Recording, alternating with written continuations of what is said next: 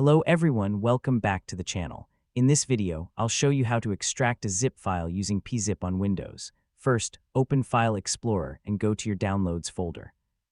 Now find the zip file that you want to extract. Right-click on the zip file and select the PeaZip option. From the PeaZip menu, click Extract. A new window will now appear.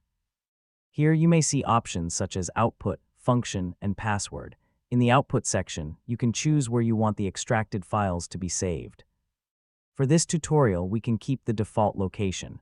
Under Function, keep the extraction option selected. You may also see a password field. If your zip file is not password protected, simply leave this field empty. Now click the OK or Extract button to start the extraction. PeaZip will now extract the files from the zip archive. Wait a few moments for the process to finish. Once the extraction is complete, open the Output folder. You will now see the files that were inside the zip file.